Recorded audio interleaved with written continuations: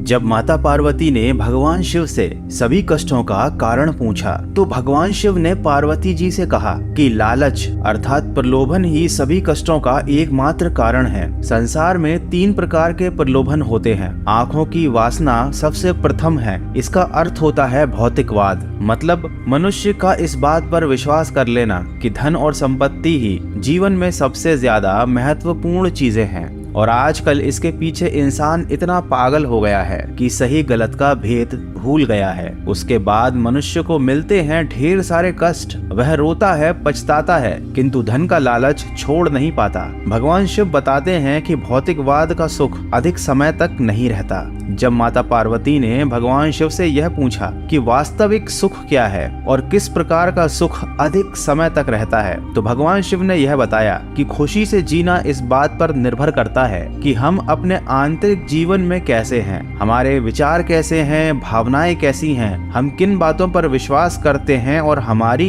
इच्छाएं कैसी हैं। भगवान शिव के शरीर पर लगी राख इसी बात का प्रतीक है कि जीवन में सब कुछ अस्थायी है। दूसरा प्रलोभन है शरीर की वासना अर्थात सुखवाद। यहाँ पर मनुष्य को इस बात पर पूर्ण विश्वास रहता है कि दुनिया का सबसे ज्यादा महत्वपूर्ण काम है आनंद लेना। इसी आनंद लेने के चक्कर में वह जीवन के महत्वपूर्ण कार्य करना छोड़ देता है और फिर यही आनंद उस मनुष्य को सबसे ज्यादा दुख देता है। तीसरा प्रलोभन है जीवन का गौरव, जिसे हम अहंकार भी कहते हैं। इसका अर्थ होता है अपने ही बारे में बहुत अधिक सोचना और यह सोचना कि आप हर किसी से सबसे ज्यादा बेहतर हैं। जब माता पार्वती ने भगवान शिव से पूछा कि वह क्या है जो मानव बुद्धि को नष्ट कर देता है, तब भगवान शिव ने बताया था कि अहंकार मानस बुद्धि को पूर्ण रूप से नष्ट कर सकता है। ये अहंकार आपको बहुत जिद्दी बनाता है और जब आप जिद्दी होते हो तब आप दूसरों की बातें सुनते नहीं हो। अहंकार आपको कहीं नहीं ले जाता, यह आपको स्वयं से बहुत दूर ले जाता है।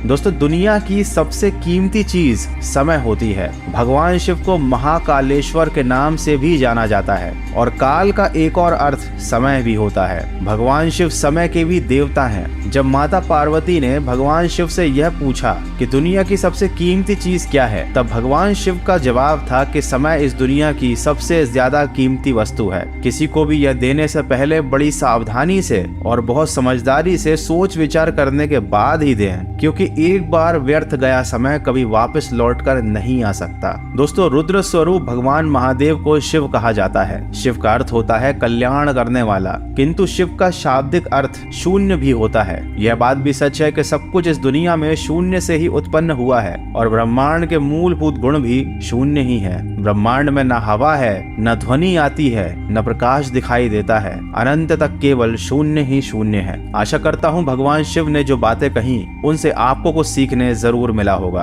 अगर ऐसा है तो इस वीडियो को शेयर जरूर कीजिएगा। और हाँ, कुछ लोग भगवान शिव को नशे जैसी बुरी चीजों के साथ गलत तरीके से जोड़कर प्रदर्शित करते हैं, जबकि हकीकत तो यह है कि भगवान शिव ने संसार के कल्याण के लिए विष पिया था। भगवान शिव से जीवन का मार्गदर्शन लीजिए और एक साधक की तरह, एक तपस्वी की तरह अपने जीवन में सकारात्मक सोच के साथ आगे बढ़ते जाइए। मैं मिलूंगा आपसे अगले वीडियो में जो आपके जीवन में सकारात्मक ऊर्जा को भर दे।